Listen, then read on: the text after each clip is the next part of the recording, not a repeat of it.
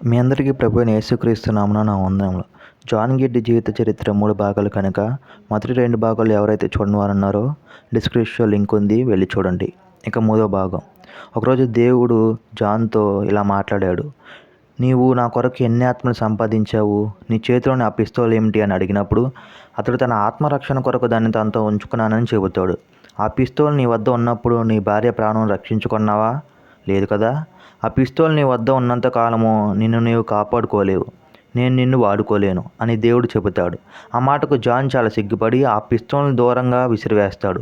ఆయనను జాన్ ఆ దీపనివాసులకు సమీపించలేకపోతాడు, ఒక ఆత్మను కూడా రక్షించలేకపోతాడు. నిరాశతో దిగులుతో దేవుని సన్నిధిలో ఒకనాడు జాన్ ప్రార్థిస్తుండగా సముద్ర ఒడ్డున చెట్టుకు కట్టబడిన పడవను గూర్చి దేవుడు మాట్లాడతాడు.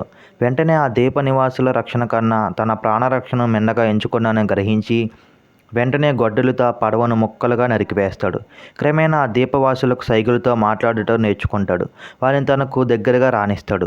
కాలక్రమేణా వారి భాష నేర్చుకొని వారికి యేసుక్రీస్తు యొక్క శిలువ ప్రేమను గూర్చి వివరించి బైబిల్లోని అనేక సంగతులను వారికి బోధిస్తాడు. తరువాత ఆ దీపవాసులందరినీ ప్రభు కొరకు సంపాదిస్తాడు. జాన్ గిడ్డి ఎన్నో ప్రయత్నాలు మరియు ప్రయోగాల తదుపరి న్యూ హెబ్రిడేస్ దీవుల్లోని అనేయుత్యామ్ అనే ప్రాంతంలో తన మిషన్ స్థాపించాడు. 1860వ సంవత్సరంలో ఆ ప్రాంతంలో ఒక భయంకరమైన తట్టు అంటువ్యాధి బయలుదేరి అనేక మందిని కబళించింది. జాన్ గిడ్డి విశ్వాసంతో ఆ ప్రజలందరి కోసం ప్రార్థించడం వలన వారిలో చాలామంది స్వస్థపరచబడి దేవుని అంగీకరిస్తారు. జాన్ గిడ్డి ఆధ్యాత్మిక విషయాలు బోధించడంతో పాటుగా చక్కని జీవన సూత్రాలు బోధించేవాడు. ఆ దీవుల్లో ఉన్న అనేక మూఢనమ్మకాలను రూపుమాపాడు. ప్రజల జీవితాల్లో వెలుగును నింపాడు. ముఖ్యంగా శిశు హత్యలు, వింతంతువుల హత్యలు మొదలగు దురాచారాలను నిలిపివేశాడు. ప్రపంచంలో ఏ ప్రాంతంలోనైనా దురాచారాలు నిలిపారు అంటే వారు క్రైస్తవ మిషనరీలే. అనేయుత్యామ్ అనే ప్రాంతంలో జాన్ గిడ్డి ద్వారా రగిలిన ఉజ్జీవాన్ని కలిగిన విప్లవాత్మకమైన మార్పును చూడడానికి చుట్టుపక్కల దీవుల నుండి ప్రజలు వచ్చేవారు. అనేక సంవత్సరాలు కృషి మరియు పట్టుదలతో కూడిన ప్రార్థనల ద్వారా గొప్ప పరివర్తన ఆ ప్రాంతంలో వచ్చింది. యేసుక్రీస్తు మార్చలేని వ్యక్తి ఈ లోకంలో ఎవరూ లేరు. సహృదయంతో ఎవరైతే ప్రభువును ఆయన ఉత్తముడైన బోధనలను స్వీకరిస్తారో వారు ఖచ్చితంగా మార్పు చెందుతారు. ఒకప్పుడు నరమాంసభక్షులుగా అజ్ఞానులుగా ఉన్న ప్రజలను వెలికించి వారిని చైతన్యపరిచి సంస్కారవంతులుగా తీర్చిదిద్దిన ఘనత జాన్ గిడ్డికి చెందుతుంది.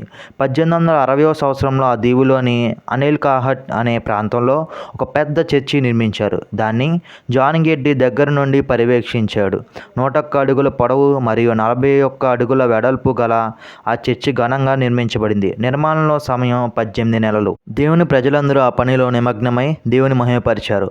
ఒకప్పుడు ఏమీ లేని ఆ ప్రాంతంలో ఇంత అభివృద్ధి జరగడం నిజంగా ఆశ్చర్యమే. కేవలం సువార్త ప్రకటించడం మాత్రమే గాక బైబిల్ని వారి భాషని కూడా అనువదించాడు.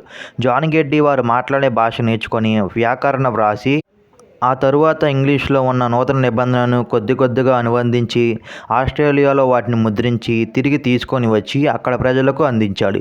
ఈ గొప్ప కార్యాలన్నిటికీ వెనుక బలమైన ప్రార్థనలు మాత్రమే గాక నిరంతర కృషి, పట్టుదలతో కూడిన శ్రమ కూడా ఉన్నది అనే విషయాన్ని మనం మర్చిపోకూడదు. చెక్కు చెదరని విశ్వాసంతో సువార్త ప్రకటననే జీవితాశయంగా చేసుకున్న జాన్ గిడ్డి న్యూ హెబ్రిడేస్ దీవుల రూపురేఖల్ని మార్చివేశాడు. 20 సంవత్సరాలు తన కఠోర శ్రమ ఫలితంగా ఆ ప్రాంతంలో మార్పు ఈ మాటతో ప్రతిధ్వనిస్తుంది. మేము ఈ దీవులలోనికి అడుగుపెట్టిన తొలి రోజుల్లో అనేక దొంగతనాలు జరిగేవి. మాకు సంబంధించిన వాటిని కూడా చాలా పోగొట్టుకున్నాము. అయితే ఇప్పుడు తాళములకు, తాళపు చెవులకు అవసరం లేకుండా పోయింది. మేము సభలు నిర్వహించేటప్పుడు ఈ దీపు నివాసులు కర్రలు, ఈటెలు పట్టుకొని ముఖంపై నానా విధములకు రంగులు పూసుకొని భయంకరంగా వచ్చేవారు. అయితే దేవుడు వారి జీవితాల్లో కార్యం చేసిన తర్వాత అవి అంతగా కనబడటం లేదు. ఇవన్నీ దేవుని ఆత్మ ద్వారా వచ్చిన గొప్ప మార్పుకు రుజువులు. జాన్ గిడ్డి ఆ దీపానికి వెళ్ళేటప్పటికి ఒక్క క్రైస్తవుడు కూడా లేడు. అతడు 20 సంవత్సరాల సేవ చేసి అక్కడే మరణిస్తాడు. అతని సమాధి మీద ఇలా వ్రాయబడింది: జాన్ గిడ్డి ఆ దీపానికి వచ్చినప్పటికీ ఒక్క క్రైస్తవుడు కూడా లేడు. కానీ 20 సంవత్సరాల పిదప అతడు మరణించినప్పుడు క్రైస్తవుడు కానివాడు ఒక్కడు కూడా ఈ దీపంలో లేడు. జాన్ గిడ్డి నరమాంస భక్షకుల మధ్య దైవ చిత్తాన్ని నెరవేర్చిన ధీరుడు. అంచెలంచెల విశ్వాసంతో ప్రభువుపై ప్రతి విషయంలో ఆధారపడిన విశ్వాసవీరుడు. ఎన్నో శ్రమలు, కఠినమైన ప్రతికూల పరిస్థితులు ఏర్పడినప్పటికీ పరమందు కలగబోహు బహుమానంపై దృష్టి నిలిపి దేవుని సేవలో కొనసాగిన క్రీస్తు యోధుడు. యవ్వన కాలమున కాలి మోట నరునికి మేలు అనే దేవుని మాట నెరవేర్చి నేటి తరానికి నిలిచిన ఉత్తమ సేవకుడు జాన్ గిడ్డి.